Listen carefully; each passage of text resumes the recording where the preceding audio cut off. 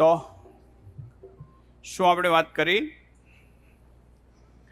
આટલી વાતમાં કોઈ સવાલ હોય,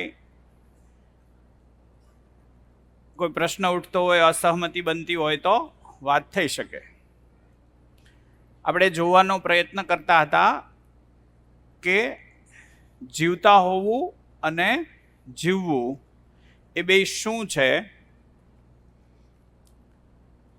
તો એ ભાગમાં આપણે જીવતા હોવું શું છે એ ભાગને આપણે વિચાર્યો. આમાં શરીર પક્ષ કયો છે અને જીવન પક્ષ કયો છે? જીવતા હોવું એ શરીર પક્ષ છે, જીવવું એ જીવન પક્ષ છે. તો એક ભાગ ત્યાં પણ આપણે જોશું કે આ શરીરનો હિસ્સો છે અને આ જીવનનો હિસ્સો છે. તો ફરીથી અહીંયા પણ થોડું ડિફરન્શિએટ થઈ શકશે કે શરીર એક અલગ વાસ્તવિકતા છે, જીવન એક અલગ વાસ્તવિકતા છે. જીવનને સુખ જોઈએ છે કે શરીરને? જીવનને સુખ જોઈએ છે અને શોધે છે ક્યાંથી? શરીર પાસેથી. શરીરની કેટલીક લિમિટેશન છે અને જીવનને જોઈએ છે કેટલું? અનલિમિટેડ. એટલે આ ફસાવટ છે. એવી જ રીતે સન્માન એ જીવનની અપેક્ષા છે કે શરીરની? જીવનની અપેક્ષા છે અને શોધે છે ક્યાંથી? સુવિધા પક્ષ શરીર પક્ષમાંથી શોધે છે. એની સ્થિર અપેક્ષા છે અને અહીંયા પરિવર્તનશીલ વસ્તુઓમાં એ ફસાણેલું છે. આટલી વાત ઉપર આપણે ધ્યાન કર્યું. આટલી વાત ફરીથી કોણ મૂકી દેશે? અહીંયા શું કહેવાય રહ્યું છે એટલો મુદ્દો કોણ રજૂ કરી દેશે? જીવતા રહેવાના ભાગને કોઈ રજૂ કરે અને એમાં વિશેષ કોઈનું ધ્યાન ગયું હોય, પોતાની સમીક્ષા થઈ હોય કે હા આ ભાગમાં હું છું, મને પણ મારું દેખાણું, તો એ ભાગને પણ એ પોતે વ્યક્ત કરી શકે છે. એક તો આખી વાત કઈ રીતે અહીંથી રજૂ થઈ એ જ રીતે પણ રજૂ કરી શકાય અને એમાં તમે તમારી કંઈ સમીક્ષા ઉમેરવા માંગતા હો તો એ પણ કહો. ક્યાં માઇક પહોંચાડીએ? શું સમજ્યા આટલી વાતમાં? છેલ્લે સુધી સ્ક્રીન દેખાય છે બરાબર? વંચાઈ છે ને? ઓકે. હા,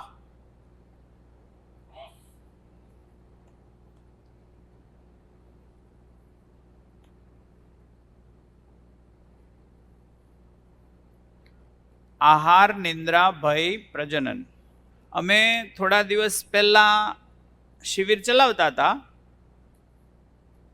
તો એક બાળક કે એને સવાલ થયો, એણે ઊંચો હાથ કર્યો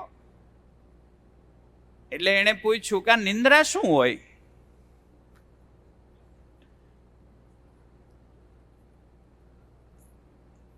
નિંદ્રા શું હોય?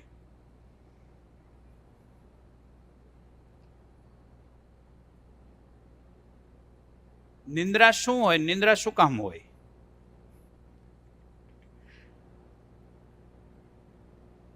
નિંદ્રા શું હોય? નાનું બાળક હતું. રાત્રિ શિબિર અમારે સુરતમાં ચાલે હે, એટલે સુરતમાં બહુ ગતિવિધિઓ ચાલી રહી છે. એમાં ખાસ યુવાનો અત્યારે જે કામ કરે છે એ બહુ જબરજસ્ત કામ કરે છે. હમણાં જ તે યુથ કેમ્પ છે 11 મે થી 15 મે. તો આ વિષયોને 5 દિવસ ત્યાં જ રહીને થોડું ભણવાનું, પાછું પ્રેક્ટિકલ જોવાનું, ભણવાનું, પ્રેક્ટિકલ સમજવાનું, એ રીતની 5 દિવસની એક શિબિર છે યુવાનો માટે. તો કોઈને પોતાના બાળકને ત્યાં મોકલવું હોય તો ત્યાં રહેવાની, જમવાની બધી સુવિધાઓ ત્યાં જ એક સ્કૂલ છે, સ્કૂલની અંદર જ બધું છે. તો હું દશરથભાઈને કોઈને કહીશ કે પોસ્ટર છે તમને પહોંચાડશે, જેથી અત્યારે વેકેશન છે એટલે કોઈ યુવાનોને પાર્ટિસિપેટ કરવું હોય તો આ કરવા જેવું છે. તો એ પણ તમે જરા જોજો. આ વિષય એવો લાગે કે હા તો બાળકોને સમજવા જેવો વિષય છે તો તમે એ યુથ કેમ્પની અંદર મોકલી શકો. હા, તો સુરતની અંદર આ વાત ચાલતી હતી અને એક બાળકે પૂછ્યું કે નિંદ્રા શું હોય? શું કામ ઊંઘ શું કામ આવે? એવું પૂછ્યું એણે. તો શું લાગે? ઊંઘ શું છે ને શું કામ હોય?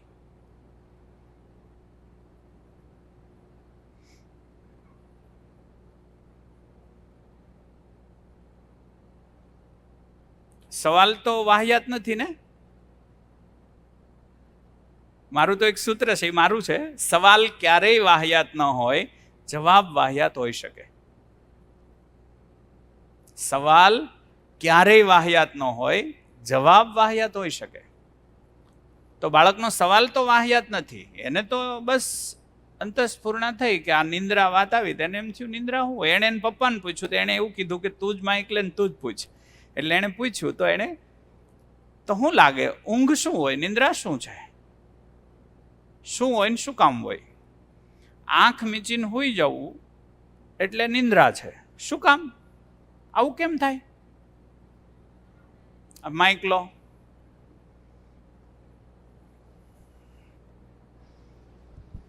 હેલો, શરીરને આરામ મળે એના માટે નિંદ્રા. આરામની શું જરૂર છે? એ જરૂર કેવી રીતે પડે? શરીરને સુખ જોઈએ ને. શું જોઈએ? સુખ. શરીરને આરામ. શરીરને આરામ જોઈએ. સુખ શરીરની આવશ્યકતા છે કે જીવનની? એ તો જીવનની, અને નિરંતર જોઈએ. ઊંઘ શું કામ હોય? ભેંસને તો ક્યાં સુખ જોઈએ, તો એ હુવે છે. ઊંઘ શું કામ હોય? શરીરને આરામ માટે તો ઊંઘ. એટલે આરામ એટલે એ વખતે થાય શું? આરામ મળવો એટલે શું થઈ જતું હશે? અંદર કંઈ થતું છે? આવું આપણે વિચાર્યું હોય? ત્યાં એક માઇક આપો, ત્યાં માઇક આપો. આવી ગહેરાઈમાં તો આપણે વિચાર્યું હોય બસ ઊંઘ આવે એટલે હોઈ જવાનું. શું કામ આવે ઊંઘ? હેલો, આખા દિવસનો થાક લાગ્યો હોય એ રાત્રે રિકવરી માટે આપણે ઊંઘ લઈએ છીએ, અને બીજા દિવસે શું કાર્ય કરવું એના ઉપર આપણે ધ્યાન કેન્દ્રિત કરી શકીએ છીએ. આખા દિવસનો થાક લાગવો એટલે શું? અંદર શરીરમાં શું એવું થઈ જાય કે થાક લાગે? આપણે જે કામ કર્યું હોય તે એનાથી શું એવું શરીરમાં થઈ જાય કે થાક લાગે?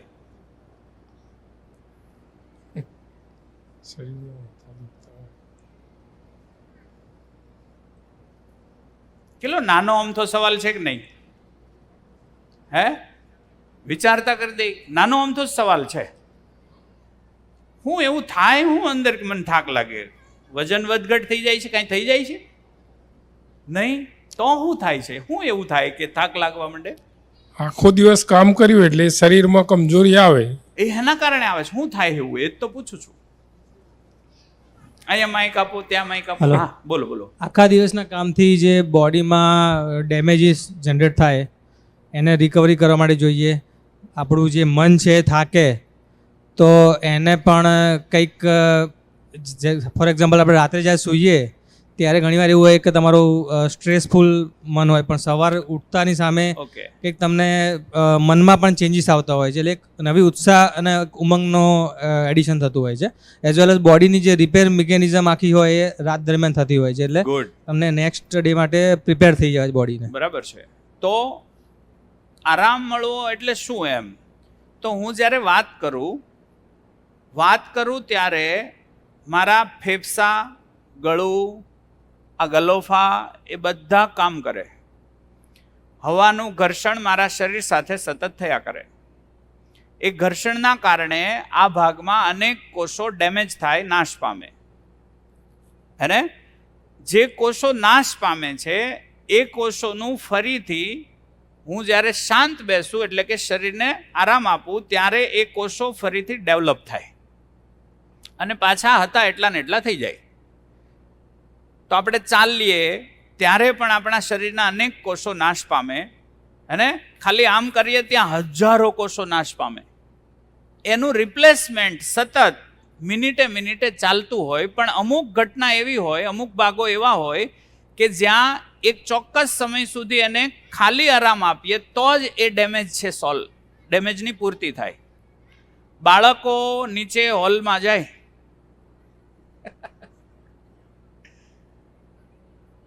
વાલીઓ મૂકી આવે,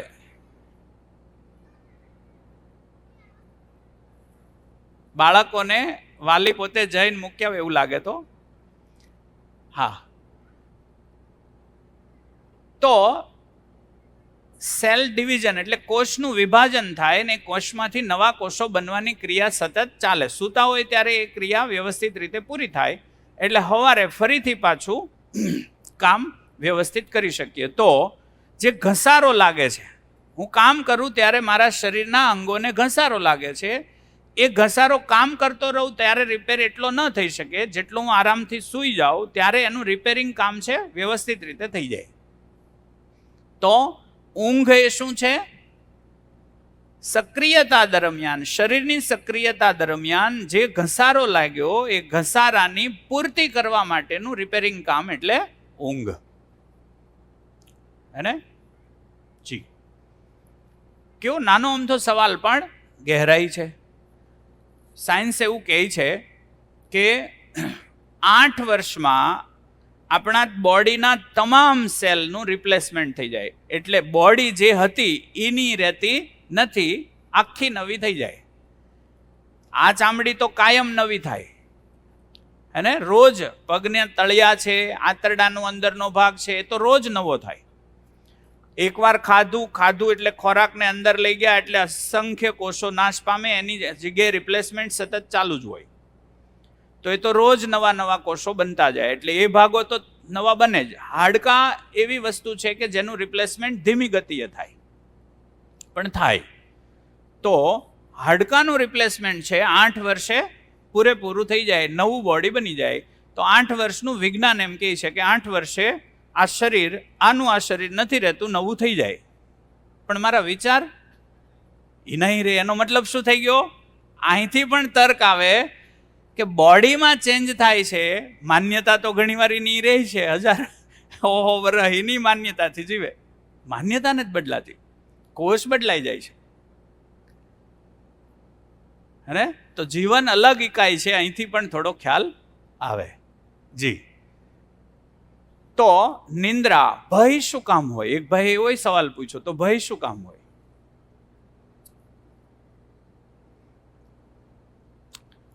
આના ઉપર નિરાતે ક્યારેક વાત કરશું, પણ આટલું કોઈ છે ઝડપથી બોલી જાય. ભય શું કામ હોય? પ્રજનન, બધું જ હોવાના કારણો છે. બધું જ હોવાના કારણો છે. એ કારણો સુધી પહોંચી જઈએ એટલે ભય જતો રહે. ત્યાં સુધી ભય રહે. પશુ પક્ષીમાં અને ભ્રમિત માનવમાં ભય આવશ્યક છે. જાગૃત માનવ ભય વિહીન હોય. ત્યાં સુધી પહોંચવા માટે આપણે સૌ મથીએ છીએ. આપણે આને આવી રીતે જોઈ શકીએ. હું પૂછું તમને, હું ભયપૂર્વક જીવવા માંગુ છું કે નિર્ભયતાથી? જોરથી બોલો. નિર્ભયતાથી. તો મારી અપેક્ષા શું છે? નિર્ભય બનવું. તો ભય હું કામ હોય છે એ ભાગ અલગ છે એક. ઓકે, કોણ આખી વાતને એકવાર રજૂ કરી દેશે? આખી વાત એકવાર કોઈ રજૂ કરી દે. કંઈથી શું કહેવામાં આવ્યું? જીવતા રહેવું એટલે શું? શું સમજ્યા? પશુ પક્ષી માનવ વચ્ચે શું ફરક છે?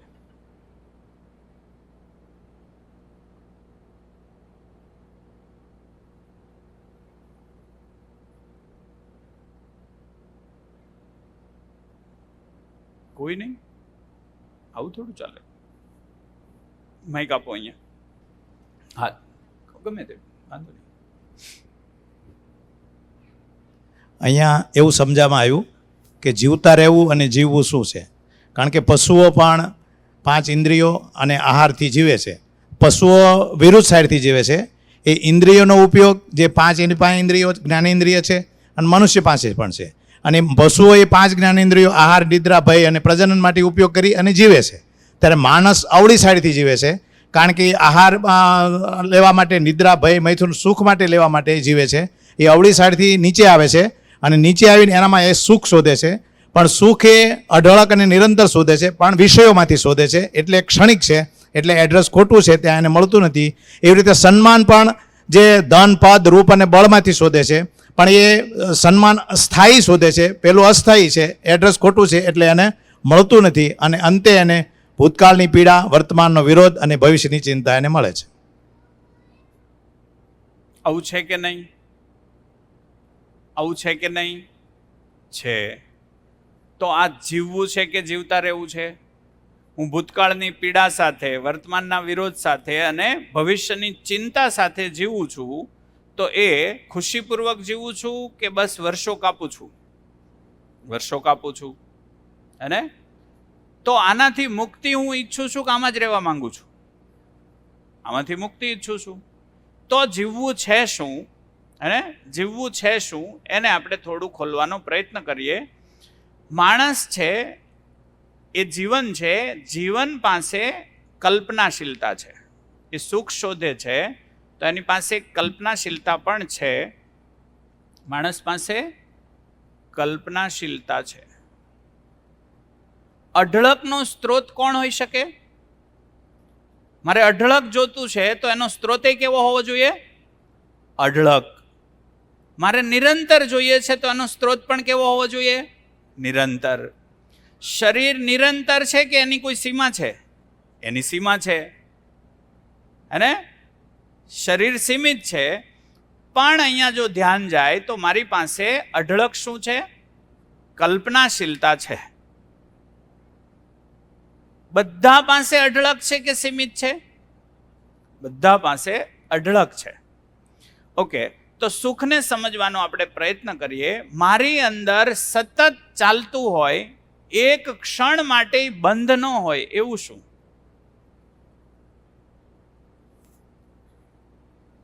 હાજી, વિચાર. વિચાર ક્ષણભર માટે બંધ ન હોય. કેટલાનું માનવું છે? હા. સૂતા હોય ત્યારે પણ એ બંધ ન હોય, એ ચાલુ જ હોય. કેમ ખબર પડે? સ્વપ્ન આવે છે, અને તો સ્વપ્ન આવે છે એનો મતલબ એ વિચારોથી જ બને છે. બીજું, જીવન સૂતું નથી ક્યારેય. સૂવે છે કોણ? શરીર. જીવન સતત જાગતું. જીવનને સૂવા નથી જોઈતું. જીવન થાકતું નથી. મન નો થાકે, શરીર થાકે. અને મન નો થાકે, શરીર થાકે. તો એક ભાગ ખબર પડી કે વિચાર નિરંતર ચાલે છે. બીજું એવો કયો ભાગ છે કે જે સતત ચાલતો હોય? શ્વાસ આમ કરીને રોકો તો રોકાઈ જાય, 1-2 મિનિટ માટે રોકાઈ જાય છે. એનો મતલબ શું? એ રોકી શકાય છે. ક્ષણભર માટે બંધ ન થાય એવું શું? હૃદય પણ ઘણીવાર બંધ થઈ જાય, પછી હોસ્પિટલ લઈ જાય, પછી ચાલુ થાય. એનો મતલબ એ પણ બંધ થઈ શકે છે. તો સતત ચાલતું એવું શું? વિચાર સાથે ભાવ ચાલતા હોય. મારા ઇમોશન, ગમવું ન ગમવું,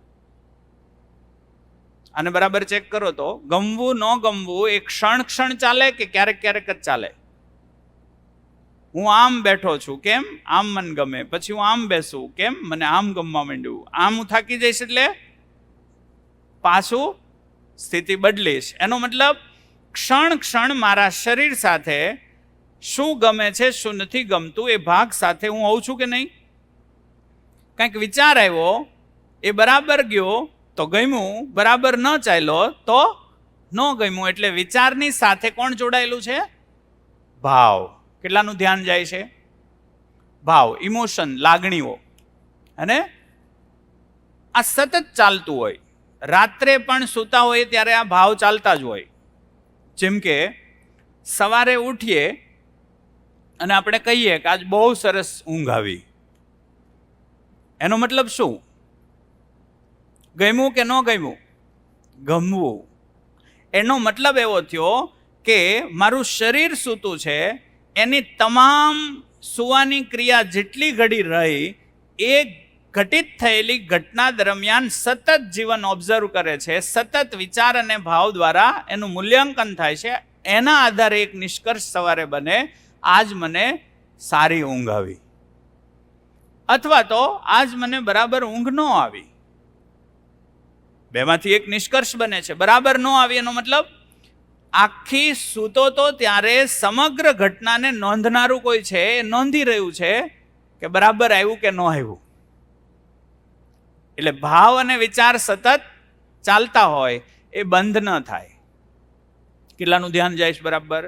ઇમોશન છે સતત ચાલુ જ હોય, એ બંધ ન થાય.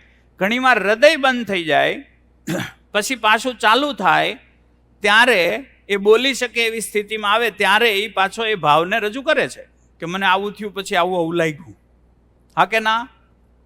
બેભાન અવસ્થામાં વહી જાય તોય ભાનમાં આવે પછી એ બેભાન અવસ્થાનું વર્ણન કરે એવું દેખાય કે નહીં? ઘણા એવું વર્ણન કરે છે. એનો મતલબ શું થયો? હું બેભાન થયો પછી મને આવું થયું, મને આવું થયું. અચ્છા, મને આવું થયું એવું કહેવા વાળું કોણ છે? હું, અને મન. અને એટલે ભાવ અને વિચાર છે એ સતત ચાલુ હોય. આ બરાબર છે? આ જીવનનો હિસ્સો છે, શરીરનો હિસ્સો નથી. શરીરના કોઈ પાર્ટ્સ બંધ થઈ જાય પણ ભાવ અને વિચાર ક્યારેય બંધ થતા નથી. ઠીક છે ને? તો ભાવ અને વિચાર, અચ્છા, ભાવ અને વિચાર એ બંધ ન થાય. ભાવ એટલે શું? જે નવા વ્યક્તિઓ છે એને થોડો મોકો આપીએ પહેલા. વિચાર એટલે શું ને ભાવ એટલે શું? ભાવ કોને કહેવાય?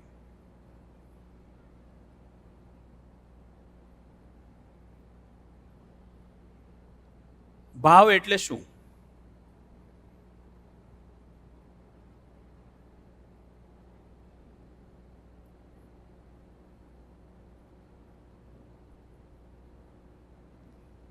ભાવ એટલે શું? કોઈનું ધ્યાન જાય છે? બરાબર.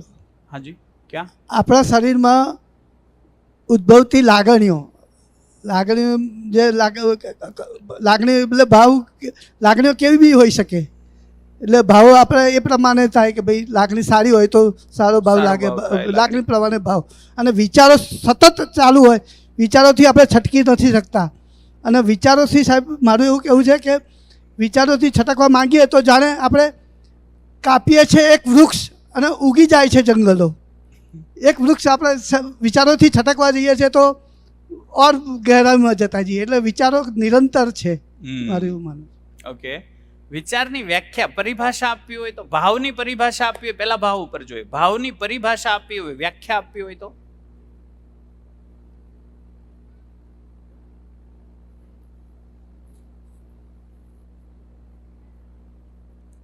પરિભાષા એટલે વ્યાખ્યા.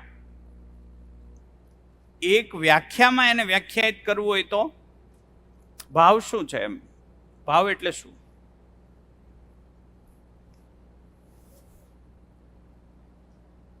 લગભગ ભાવ એ વિચારોનું રિઝલ્ટ છે. ક્યાં? Okay, yes. લગભગ ભાવ એ વિચારોનું રિઝલ્ટ છે કે વિચાર આવ્યો કે હું આ કરીશ કે આ થયું, હવે એ વિચાર મને ગમ્યો તો એનાથી સારો ભાવ ઉત્પન્ન થયો, સારી લાગણી ઉત્પન્ન થઈ. કદાચ કોઈ ખરાબ વિચાર આવ્યો અને વિચાર મને ના ગમ્યો તો એનાથી ખરાબ ભાવ ઉત્પન્ન થયો, દુઃખની લાગણી ઉત્પન્ન થઈ. તો ભાવ એ વિચારોનું રિઝલ્ટ છે, સ્વરૂપ છે, ફળ છે. Good good. બીજું કોઈ? તારું નામ? ત્રિષા. ત્રિષા. ગુડ. ત્રિષા સારું વિચારે છે. હાજી, બીજું કોઈ? ઓબ્ઝર્વ કરો પોતાની અંદર. ભાવ એટલે શું? ભાવ એટલે કે ક્યાં ક્યાં ક્યાં? આ બાજુ. હાજી. ભાવ એટલે મારા મતે તો ભાવની સ્વીકૃતિ, કે જે વસ્તુ કે વ્યક્તિ જેવી છે એવી હું સ્વીકારું છું, એ મારા મનનો ભાવ છે. બરાબર છે. તો વ્યાખ્યા શું છે? ભાવની સ્વીકૃતિ એટલે ભાવ.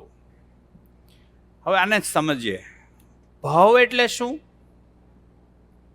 ભાવ અહીંયા એવું કહેવાય ગયું કે ભાવની સ્વીકૃતિ એટલે ભાવ. હવે પ્રશ્ન આવ્યો, ભાવ એટલે શું?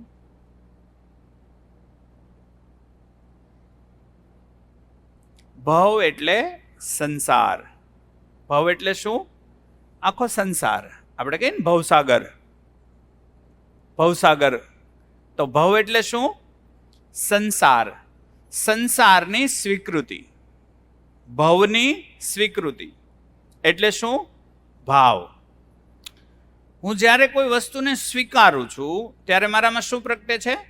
ભાવ. કેટલાનું ધ્યાન જાય છે આ રીતે? સમજી લો કે કોઈ અજાણ્યા વ્યક્તિ તમને મળ્યા, ત્યારે એક વ્યક્તિ તરીકે તમને સ્વીકાર છે. પછી એણે એવી વાત કરી જે વાત તમારી અંદર જ ચાલી રહી છે અને તમે જેવું વિચારો છો એવું જ એણે કહ્યું, એવો પ્રસ્તાવ મૂક્યો, તો એના પ્રત્યે સ્વીકાર વધશે કે ઘટશે? બોલો, વધશે. પહેલી વખત મળ્યા ત્યારે એક વ્યક્તિ તરીકે એ વ્યક્તિ આ સંસારનો હિસ્સો છે કે નથી? એટલે ભવ છે. એ વ્યક્તિ આ સંસારનો હિસ્સો છે એટલે ભવ છે. એ વ્યક્તિ તરીકે મેં સ્વીકાર્યા. પછી મારા જેવા વિચારો છે અથવા મારી જે માન્યતા છે એ જ માન્યતા એણે રજૂ કરી, એટલે મારો સ્વીકાર વધશે કે ઘટશે? વધશે. વાત પહોંચે છે? એટલે હું એને સ્વીકારું છું. સ્વીકારું ત્યારે હું હેમાં હોઉં? ભાવમાં કે અભાવમાં? ભાવમાં હોઉં. કેટલાનું ધ્યાન જાય બરાબર? એટલે કોઈ એક વ્યક્તિ છે એ ભવનો હિસ્સો છે, એ ભવ છે, એ ભવનો હિસ્સો છે, ભવનો પાર્ટ છે, એનો મને સ્વીકાર છે ત્યારે હું ભાવમાં છું. એનો મને અસ્વીકાર છે તો હું અભાવમાં છું. કેટલાનું ધ્યાન જાય આ રીતે? એટલે ભવનો સ્વીકાર બરાબર ભાવ. ભવનો સ્વીકાર બરાબર ભાવ. વાત પહોંચે છે બરાબર? વિચાર શું છે? વિચાર કોણ કહેશે? હજી આને ગહેરાઈથી આપણે જોવાના છીએ. વિચાર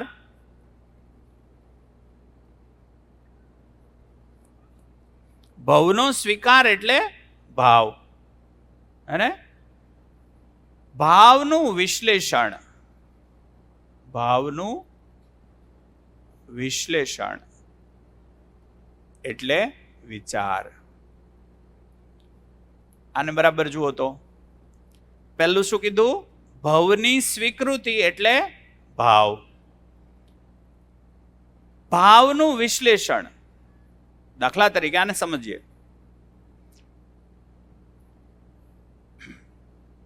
એકાદ બે ઉદાહરણથી સમજીએ.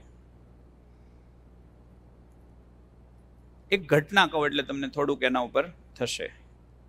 એક દિવસ અમારી સ્કૂલની અંદર મારી ઓફિસ છે એ બીજા માળ પર છે. એટલે લગભગ જુલાઈ કે એનાથી આગળ 2-3 મહિના ગયા હશે. વેકેશન પડ્યું, વેકેશન ખુલ્યા પછી છે સ્કૂલ ચાલુ થઈ. એક બેન નીચે આવીને રાડા રાડ થયા. એટલે મને ઓફિસમાં થોડુંક સંભળાણું કે નીચે કંઈક ઘટના બની છે. એટલે મેં ઉપરથી જોયું તો એ 2-3 શિક્ષકો ઊભા હતા, એને ખીજાતા હતા કે મને તો કેવી આ સ્કૂલ લાગતી હતી ને તમે કે કોઈ કાંઈ કામ કરતા નથી ને મેં તો એવી અપેક્ષા રાખી હતી તે બાળકની અંદર બહુ ફેરફાર આવી જશે ને આ મહિનો થઈ ગયો કાંઈ ફેરફાર તો છે નહીં. એટલે એ એની ફરિયાદો રજૂ કરતા હતા. એટલે પછી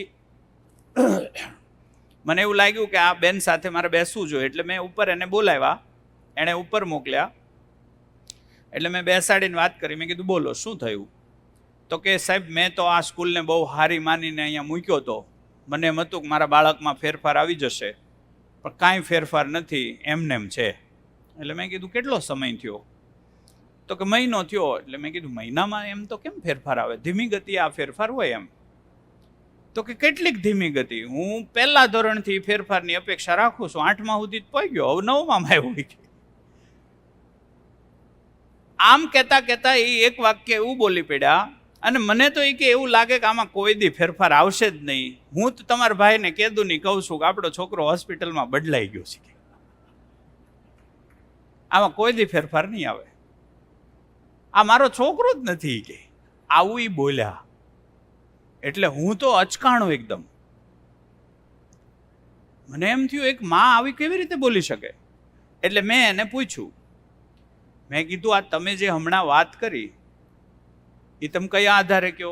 તો કે મને એવું જ લાગે છે કે હોસ્પિટલમાં ડિલિવરી થઈને ત્યારે છોકરો બદલાઈ ગયો છે.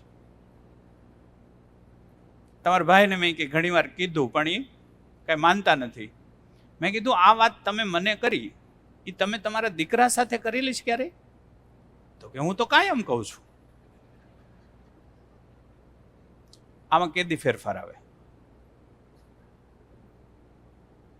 હું કહી શક્યો વાત બરાબર? આ બનેલી ઘટના છે.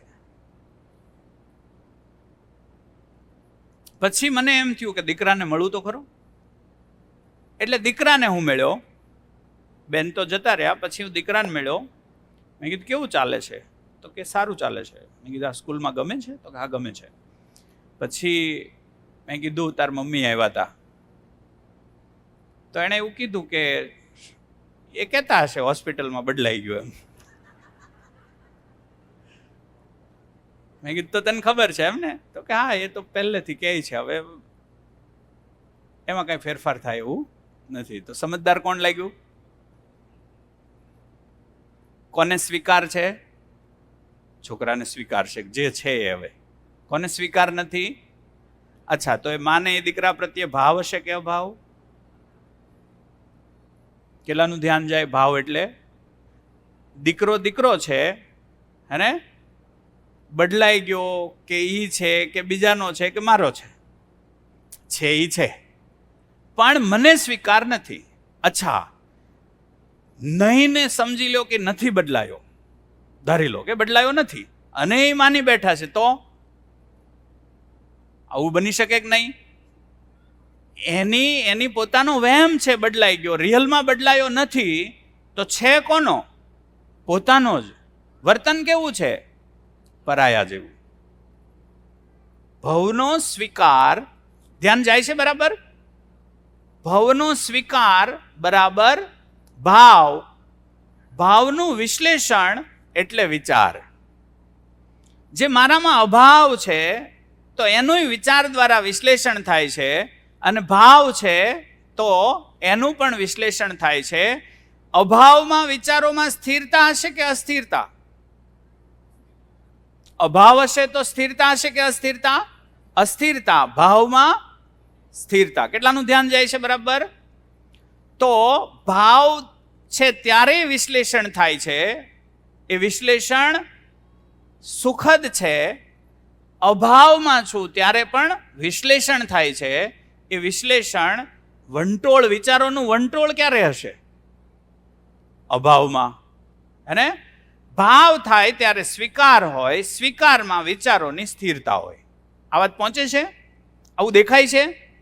આ આંખથી દેખાય? આંખથી દેખાય? દેખાવાનો મતલબ થાય સમજાઈ જવું. દેખાવું એમ શબ્દ કહીએ ત્યારે શું થાય?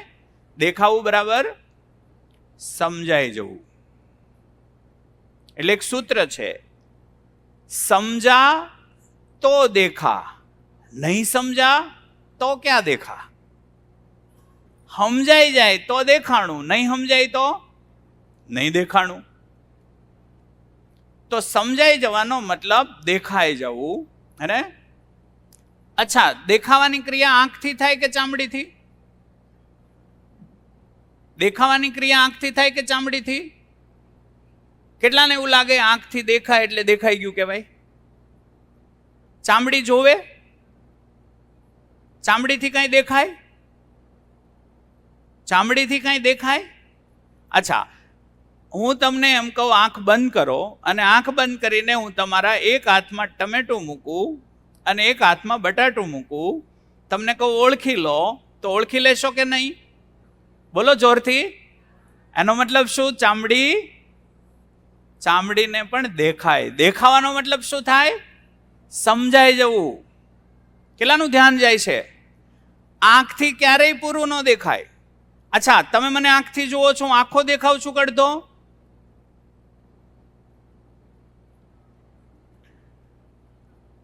પાછલો ભાગ તો નહીં દેખાય. આંખ ક્યારેય પૂરું ના જોઈ શકે.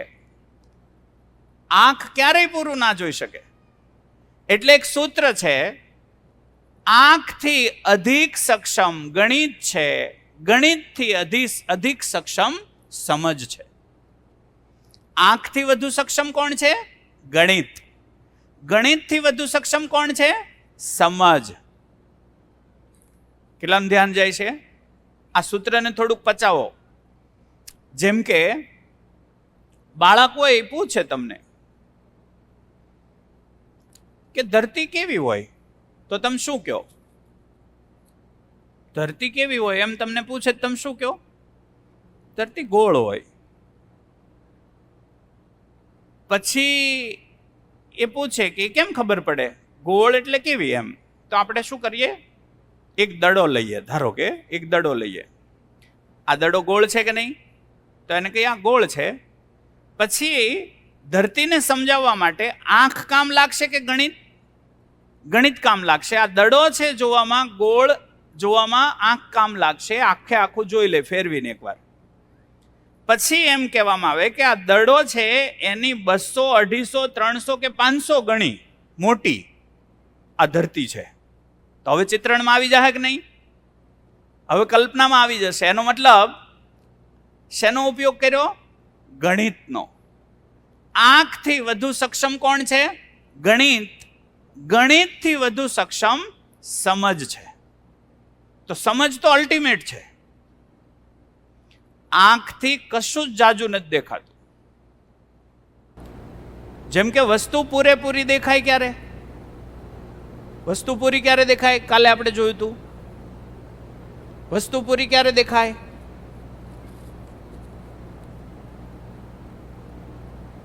વસ્તુ પૂરી ક્યારે સમજણી કહેવાય?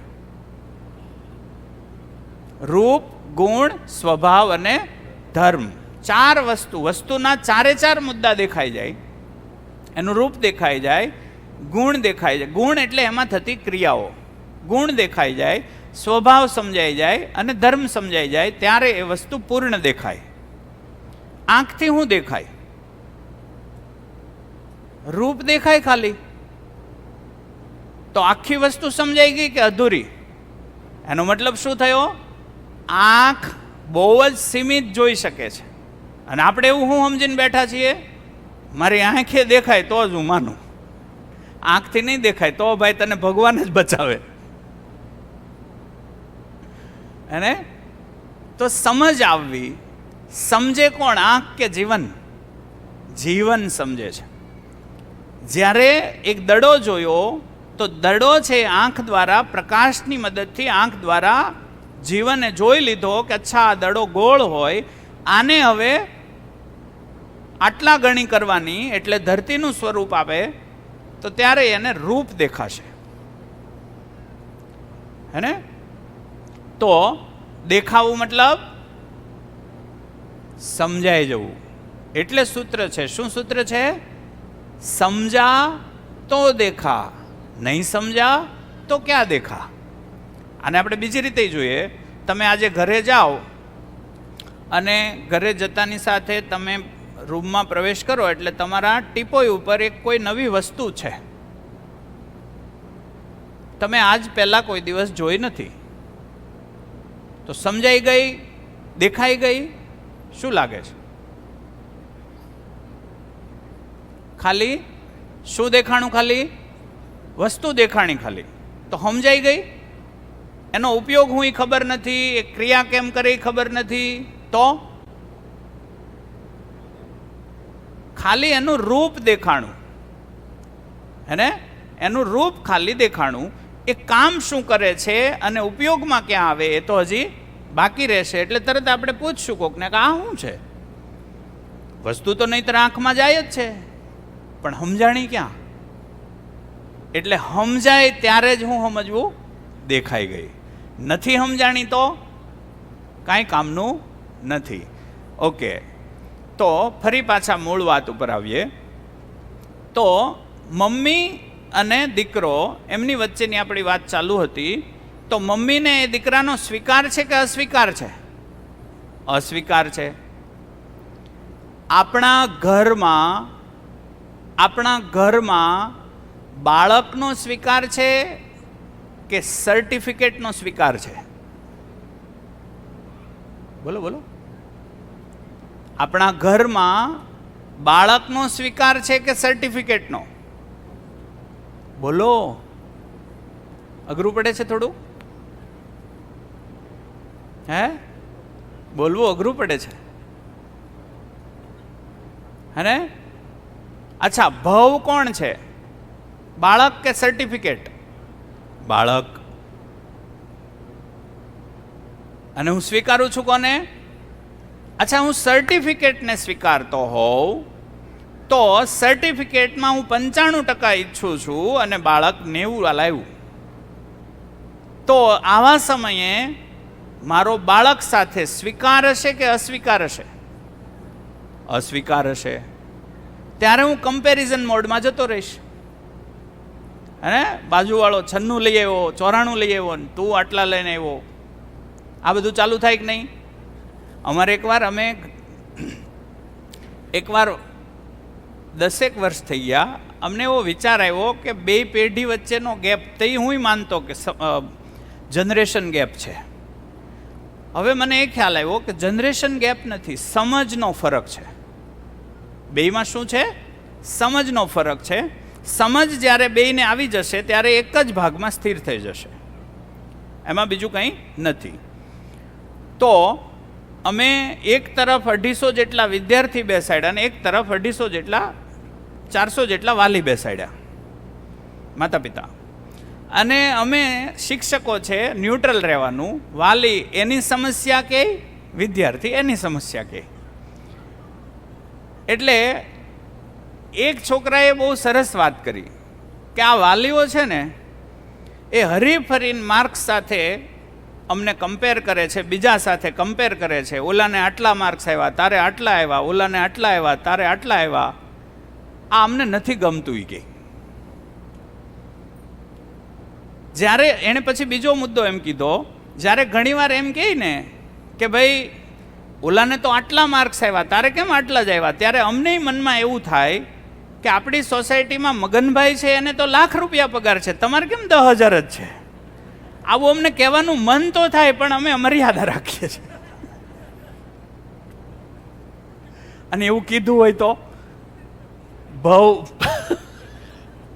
બહુ ફરી જાય. અને મને કોઈની સાથે કમ્પેર કરે કોઈ તો મને ગમે કે ન ગમે? ન ગમે. તો હું કોઈની સાથે એને કરું ત્યારે ન ગમે. હે? અમારે સ્કૂલમાં ઘણીવાર વાલી આવે ને, અમને ખબર પડી જાય કે આમાં છોકરાને નથી સમજાવવાનો, વાલીને જ સમજાવવાના છે. ઘણામાં એવું, મોટા ભાગનામાં આવું જ દેખાય. એટલે અમે ઘણીવાર પૂછીએ કે તમારા છોકરાને વાંચન કરાવવું છે, એ એમ કે આ વાંચતો જ નથી, લખતો જ નથી. એટલે અમે એમ કહીએ કે એક કામ કરો, અહીંથી અમે તમને એક બુક આપીએ, તમારે હારોહાર બેસી જવાનું, તમે વાંચશો ને એટલે વાંચશે જ. શું લાગે, કરીએ કે આપણે? નહીં, ન કરીએ કે. કેમ? કેમ કે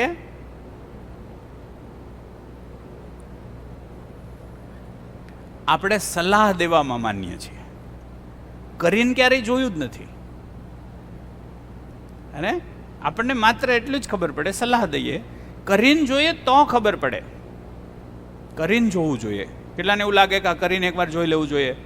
એટલે જે લોકો ડાયપર પહેરાવે છે એના મમ્મીઓને હું કહું છું, તમે પહેલાં પહેરીને જોઈ લો કે આ કેટલું કઠણાઈવાળું છે, પછી એને પહેરાવો. આખો દિવસ બિચારો એમાં એમાં અંગે, એમાં એમાં મૂતરે, અને તોય એમને જોડી લઈને લટકતો ફટકતો ફરે. એકવાર તમે પહેરીને જોઈ લો, પછી એને પહેરાવજો.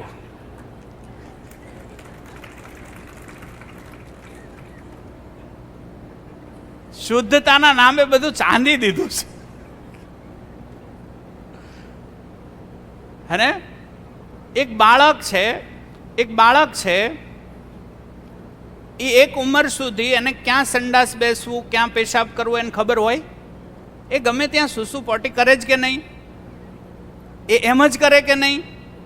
ભવનો નિયમ છે કે મારો? ભવનો નિયમ છે. મને કેમ અસ્વીકાર છે?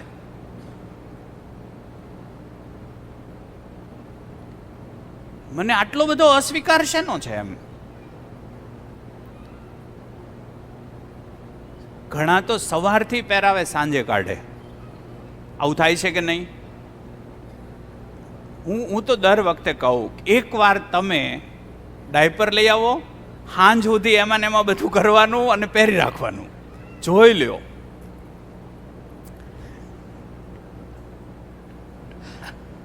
ખરેખર ખતરનાક માતા પિતા છીએ આપણે. અને બહુ ખતરનાક રીતે આપણે આ બધું કરીએ છીએ. તો બાળક છે, સોમભાઈ બહુ મસ્ત કે બાળક છે ફિઝિકલી સુસુપોટી કરે છે, આપણે મોટા છે માનસિક રીતે સુસુપોટી કરીએ છીએ. માનસિક રીતે એટલે શું? એકબીજાની ખોદણી કરવી, એકબીજાને છેતરવા, એકબીજા સાથે અન્યાય કરવો, એકબીજાને નીચા દેખાડવા, ઉપર દેખાડવા, આ શું છે? આ માનસિક સુસુપોટી છે. આપણે એ કરીએ છીએ. બાળકો ફિઝિકલી સુસુપોટી કરે છે જ્યાં ત્યાં. આપણે જ્યાં ત્યાં શું કરીએ છીએ? માનસિક સુસુપોટી. આવું છે કે નહીં? અને તો આપણા વિચાર, આપણા ભાવ, તો ફરી વાત પાછી ને ત્યાં જ લઈ જઈએ. હું ઘણીવાર બહુ સહજતાથી આ બધું જોતો હોઉં. જે મમ્મી બાળકને એમ કહે કે અહીંયા આવ શેડા કાઢી દઉં, અને એ બાળક ભાગવા માંડે, એ મમ્મી બનવાના માટેની યોગ્યતા ધરાવતી નથી. થોડું આકરું લાગશે. કેમ કે બાળકે પહેલાં એણે કીધું કે આવ શેડા કાઢી દઉં ત્યારે એ ગયું હતું, પણ મમ્મીએ એવી રીતે કંઈક નાક લીધું કે બાળકને યાદ છે ખાલું તો આ ખતરનાક છે, એટલે બીજી વાર કહીને કે લાવ શેડા કાઢી દઉં તો એ તરત ભાગે. કેમ? ઓલી વખતે અડધો કલાક દુખ્યું હતું.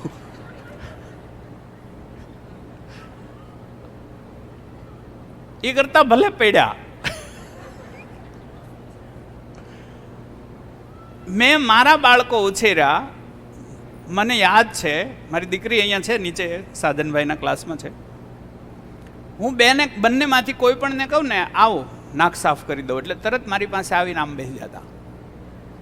હું ધીમી ગતિએ નિરાતે ભીનો રૂમાલ કરી એક પછી એક હળવેક દિન કાઢી લેતો આરામથી. એટલે હું આ કરીને જોયું છે, એટલે હું કહું છું કે મને શેડા કાઢતા આવડતું હોય તો મારી પાસે બાળક આવીને બેસે કે લો નાક સાફ કરી દો તો, પણ મને નથી આવડતું તો એ મારી પાસે નહીં આવે. અને ઘણી વાર ઘણા મા બાપ અકસ્માતે મા બાપ બની ગયા હોય.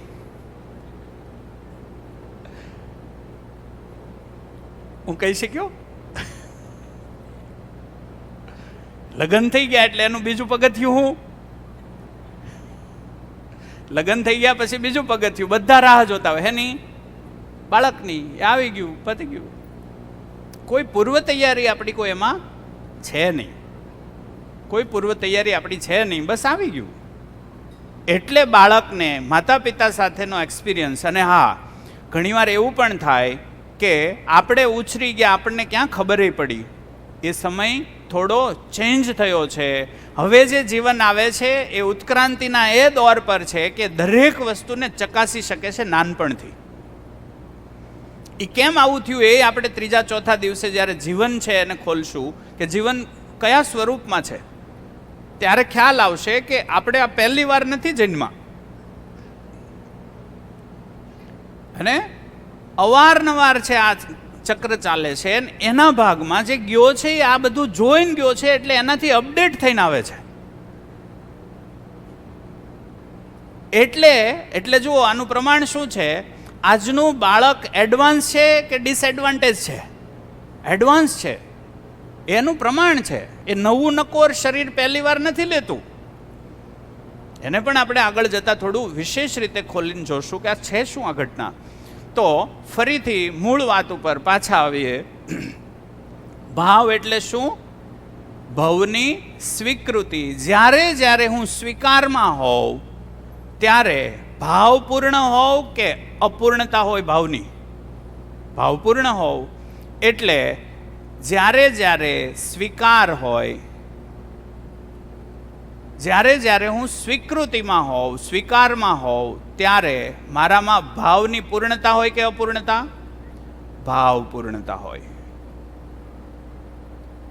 એક ક્ષણ માટે હું ભાવપૂર્ણ હોઉં, એક ક્ષણ માટે, જે મને પૂર્ણ સ્વીકાર છે. એ પછી મારા બાળક સાથે હોય, પાણી સાથે હોય, વસ્તુ સાથે હોય કે કોઈ પણ સાથે હોય, વ્યક્તિ હોય કે વસ્તુ હોય, મને પૂર્ણ સ્વીકાર છે, ત્યારે શું છે? ભાવ પૂર્ણતા હોય. ભાવ પૂર્ણતા હોય ત્યારે વિચારોમાં અંતર્વિરોધ હોય કે વિચારોમાં સ્થિરતા હોય? વિચારોમાં સ્થિરતા હોય, એટલે વિચારોમાં સ્થિરતા હોય. આ સ્થિતિ મને ગમે એવી છે કે ન ગમે એવી? આ સ્થિતિ મને ગમે કે ન ગમે? આ મને જ ગમે કે બધાને ગમે? આ બધાને ગમે. આ સ્થિતિનું નામ છે સુખ. આ સ્થિતિનું નામ શું છે? સુખ. હું ભાવપૂર્ણ હોઉં ત્યારે મારા વિચારો સ્થિર હોય, એ સ્થિતિ એ સુખ છે. હું જ્યારે જ્યારે અસ્વીકારમાં હોઉં, અસ્વીકારમાં હોઉં ત્યારે અભાવમાં હોઈશ કે ભાવમાં? હું અભાવમાં હોઈશ. આ હું કહું એટલે આવું હોય કે આવું જ હોય? હું એમ કહું કે નહીં, હું અસ્વીકારમાં હોઉં ત્યારે ભાવમાં હોઉં, તો ઉલટી જશે કે એ તો એમનેમ રહેશે? એ તો એમનેમ રહેશે. હું અભાવમાં ક્યારે હોઉં? હું અસ્વીકારમાં હોઉં ત્યારે હું અભાવમાં હોઉં. મારામાં અભાવ હોય ત્યારે વિચારોનું વાવાઝોડું હોય કે વિચારોની સ્થિરતા હોય? બોલો. વિચારોનું વાવાઝોડું હોય, એટલે વિચારોમાં અંતર્વિરોધ હોય. હું મારામાં અંતર્વિરોધમાં હોઉં. અને આ સ્થિતિ ગમે એવી હોય કે ન ગમે એવી હોય? ન ગમે એવી હોય, એટલે આ સ્થિતિ છે એને કીધું દુઃખ. બરાબર આને જુઓ તો ફરીથી આને ચેક કરીએ, કેમ કે આને આપણે ગહનતાથી લઈશું. આને જ આપણે સમજવું છે સુખ છે શું. તો સુખ મારી અંદર કોઈ સ્થિતિ બને છે એ છે કે કોઈ વસ્તુ છે? મારી અંદર કોઈ સ્થિતિ બને છે. અને તો જ્યારે જ્યારે હું સ્વીકારમાં હોઉં ત્યારે હું ભાવ પૂર્ણતા સાથે હોઉં અને મારા વિચારો સ્થિર હોય. અને આપણે ઝીણી ઝીણી વાતોમાં, તમે આજે ઘરે જાઓ પછી આ ઝીણી ઝીણી વાતોમાં ધ્યાન દેજો, એટલે તમને ખ્યાલ આવશે. તમારે જેવી ભાખરી ખાવી છે એવી જ બની છે, તો ભાખરીનો સ્વીકાર. અને ભાખરીનો સ્વીકાર એટલે ભાખરી બનાવવા વાળાનો પણ સ્વીકાર. ત્યારે વિચારોમાં સ્થિરતા હશે. તો ભાખરી પૂરતું અત્યારે ક્લિયર થઈ ગયું, પણ દૂધ છે એ તમને આપ્યું, તમારે ગરમ પીવાની આદત છે ને ટાઢું આપ્યું. શું થશે? અસ્વીકાર. આ કાયમ કહું છું ગરમ કરીને આપવાના, સમજતી નથી. આ શું થયું? અસ્વીકાર થયો. અસ્વીકાર દૂધનો જશે કે ત્યારે વ્યક્તિનો પણ થાય? વ્યક્તિનો પણ થાય. અને એટલે મારી અંદર વિચારો ચાલુ થાય. આ કાયમ કહું તો સમજતા કેમ નહીં હોય? અને વાવાઝોડું થાય. એ વાવાઝોડું ત્યાં સુધી જાય, ઘણીક વાર એમ થાય કે આ બદલાવી નાખવું છે, બધું જ બદલાવી નાખવું છે. અને એટલે ઘણી વાર ઘણા કે હોતે, આ તો મેં તને હા પાડી, મને બીજા 3 જોવા આવ્યા હતા, અટવાઈ ગયો હું, તારા કરતાં સારું જોવા આવ્યા હતા પણ અટવાઈ ગયો.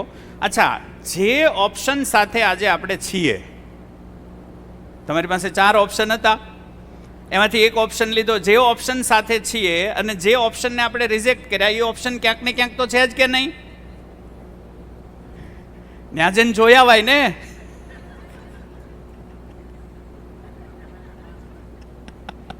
હે, આ ઓલા એમ કે મારી પાસે 5 હતા, હું અહીં આવીને ભેળવાણી. એટલે લગભગ બધી સ્થિતિ આ રીતની બનતી જાય છે. હે ને? હું જ્યાં છું, એક સૂત્ર છે, હું જ્યાં છું ત્યાં સુખી છું. જો હું અહીંયા સુખી છું તો હું ગમે ત્યાં સુખી રહી શકું. હું અહીંયા દુઃખી છું તો મને ગમે ત્યાં મૂક્યા હોય હું દુઃખી જ રહીશ. તો સુખ કે દુઃખને સ્થળ સાથે લેવા દેવા નથી. સુખ કે દુઃખને મારી અંદરની સ્થિતિ સાથે લેવા દેવા છે. હું સ્વીકારની સ્થિતિમાં છું તો હું ભાવપૂર્ણ છું, મારા વિચારોમાં સ્થિરતા છે. હું અસ્વીકારની સ્થિતિમાં છું તો મારામાં અભાવ છે અને મારા વિચારો સતત છે ઓપ્શનો ગોત્યા કરે કે આને સ્થિરતામાં લાવવું કેમ.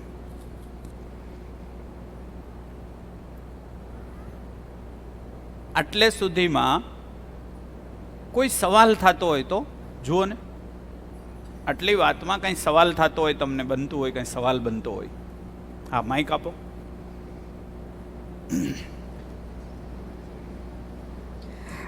તમે કીધું કે બાળક નવા જન્મે અપડેટ થાય છે, નો ડાઉટ દેખાય બી છે, તો દિવ્યાંગ બાળક કેમ આવે છે? એ શરીર વિજ્ઞાન કે મનોવિજ્ઞાન? જીવન અને શરીર બે અલગ વાસ્તવિકતા છે. એમાં શરીરની રચના ઉદરમાં બને છે. હા, પણ મગજથી બીમાર બાળકો પણ જન્મે છે. હા, એ તો જ હું કહું છું. તો બોડીના જે પાર્ટ છે, શરીર છે, એના પાર્ટ છે, જેમ કે આંખ છે, કાન છે, નાક છે, મગજ છે, એ બધું જ છે ને કોષોનું બનેલું છે. એ જીવન નથી. જીવન તો અલગ હિસ્સો છે. શરીર જેમ કે 3 મહિના સુધી શરીર બને ત્યાં સુધી જીવન ન હોય. માતાના ઉદરમાં શરીર બને ત્યાં સુધી જીવન ન હોય. મગજનું ડેવલપમેન્ટ થઈ જાય અને હૃદય ધબકતું થાય એટલે જીવન એ શરીરને સ્વીકારે અને એ શરીર છે એની સાથે જીવન સંકળાય. ત્યાં સુધી જીવન ન હોય. આનું પ્રમાણ એક રીતે એ છે, ઘણી બધી રીતે આપણે આને વિચારવું પડશે, ત્યારે છે સ્થિરતા આવશે આ વાતમાં. જાપાનની અંદર ઘણા પ્રયત્નો એવા થયા કે માતાના ગર્ભ જેવો જ ગર્ભ, કૃત્રિમ ગર્ભ બનાવવામાં આવ્યો. અને જેમ માતાના શરીરમાં સ્પર્મ અને અંડકોષ ભેગા થઈ અને શરીર બનવાની ક્રિયા થાય, એમ ત્યાં પણ અંડકોષ શુક્રકોષ ભેગા કરી અને એનું ડેવલપમેન્ટ થાય એવા પ્રયત્નો થયા. 3-4 મહિનાનો વિકાસ બેઉમાં સરખો છે. 3-4 મહિના પછી કૃત્રિમ ગર્ભ છે એમાં વિકાસ આગળ નથી વધતો, અહીંયા આગળ વધે છે. અને તો નાગરાજજીએ તો આ બધું જોયું એવું કહે છે. જોયું એટલે શું? દેખાવું એટલે શું? સમજાઈ જવું. તો એણે સમજ્યું. એને સમજવા માટે આપણે પ્રયત્ન કરવો પડશે, બરાબર રીતે પ્રયત્ન. અનેક તર્કથી આપણે એને ચકાસશું ત્યારે એ સમજાશે. બરાબર? એણે જેટલા તર્ક આપ્યા એ બધા જ આપણે ઉપયોગમાં લેશું, આપણાએ જોડશું, એના દ્વારા આપણે સમજવાનો પ્રયત્ન કરશું. તો એક કૃત્રિમ ગર્ભાશય છે એનો વિકાસ એક લેવલે સ્ટોપ થઈ જાય છે, અહીંયા વિકાસ ચાલુ રહે છે. વૈજ્ઞાનિકોને એ સમજ નથી પડતી કે આ વિકાસ અટકી કેમ જાય છે, ત્યાંથી આગળ કેમ નથી વધતો, એ ત્યાં અટક્યા છે. અહીંયા આ વિકાસ તો કન્ટિન્યુઅસ ચાલુ છે. ઠીક છે ને? તો એ એક પ્રમાણ છે, નાનું મોટું. હજી ઘણા પ્રમાણ જો હે ત્યારે આપણને આ પૂર્ણ રીતે સ્વીકાર થાય, એકથી નહીં થાય. આપણે જેમ જેમ આગળ જશું, 1-2 દિવસમાં વધુ જીવન ઉપર વાત કરશું એટલે વધારે સ્પષ્ટતાઓ થતી જશે. હા, તમે જેટલી વાત થાય છે એ વાતને સતત ચિંતનમાં લાવીને એને વિચારીને એની સાથે સાથે તમે આગળ વધશો તો થશે. ગઈકાલનું ગઈકાલ ગયું, આજે કાંઈ રહ્યું એ ફરીથી નવું આવ્યું, કાલનું મારી હારે જોડાણું નહીં તો અઘરું. બિંદુઓ જોડાવા જરૂરી છે. જે વાત થઈ એ કન્ટિન્યુઅસ છે. તો ગઈકાલે જે વાત થઈ હતી, એક હું તમને એવું કહું ને તો તમારું ધ્યાન રહે. હું કોઈ એક વાત આજે કહું છું, 5મા દિવસે કોઈ વાત કહું છું, એ બેમાં વિરોધાભાસ શોધ્યા કરજો. શું શોધજો? વિરોધાભાસ. તમે આમ કહેતા હતા, અહીંયા તો આમ કહો છો. આવો વિરોધાભાસ શોધજો. જો વિરોધાભાસ ક્યાંય ન મળે તો સમજવાનું કે આ કન્ટિન્યુઅસ છે, એમાં સાંકળ છે. તો સાંકળ પણ શોધજો કે પહેલે દિવસે જે વાત કહી હતી એની સાથે આજે કીધી એ વાત જોડાણી.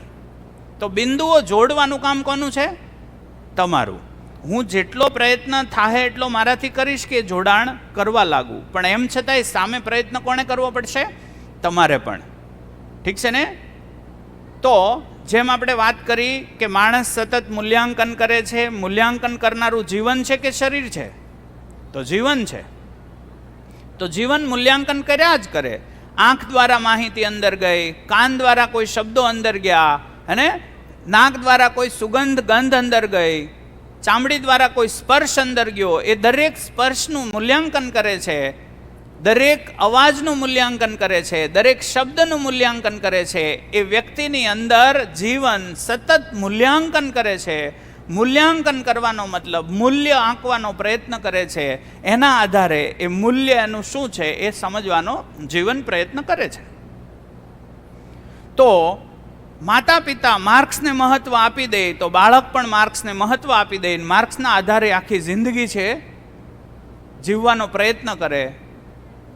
એક સમય એને એમ લાગે કે માર્ક્સ ટૂંકા પડે છે, તે દિવસે એને ભરોસો ઉડી જાય.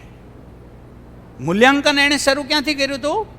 જો ઓછા ટકા આવશે ને તો તારી જિંદગી બરબાદ થઈ જાય. એનો મતલબ શું થયો?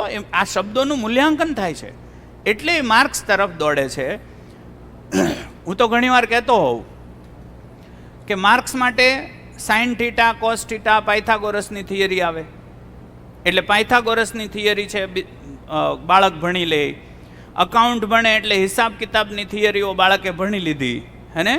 ગુરુત્વાકર્ષણના નિયમો બાળકે ભણી લીધા. ભણીને લગ્ન કર્યા, પત્ની આવી સીધી સામે. પત્નીની થિયરી ક્યાંય ભણવામાં જ નથી આવી. પત્નીને પતિ સામે આવ્યો, એ ભણવામાં નથી આવ્યો. એટલે ત્યાં બે ફસાઈ જાય, હે.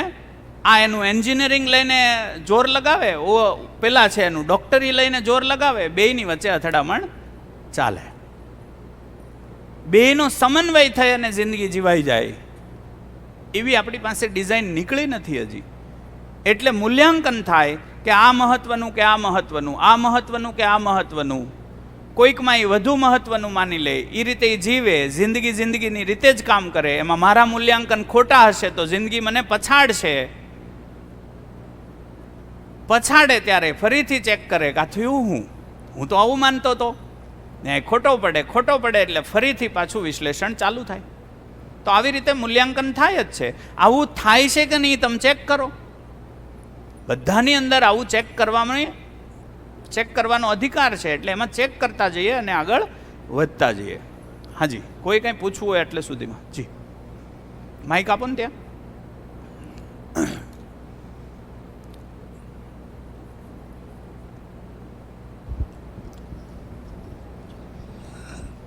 નમસ્તે. જી, પૂછવું નથી પણ સુખ દુઃખની વાત છે. તો દુઃખ માટે કહેવાય કે પ્રભુએ તો સર્જેલું છે સુખ, પણ મનનું ખોરી લે છે દુઃખ. અને બીજું સુખ માટે તો ભાઈ साधन में सुख होता नहीं है, सुख तो जीवन की एक कला है.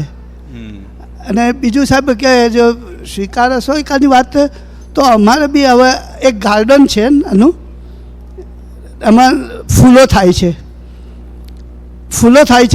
તો ફૂલોની સુંદરતા હોય છે.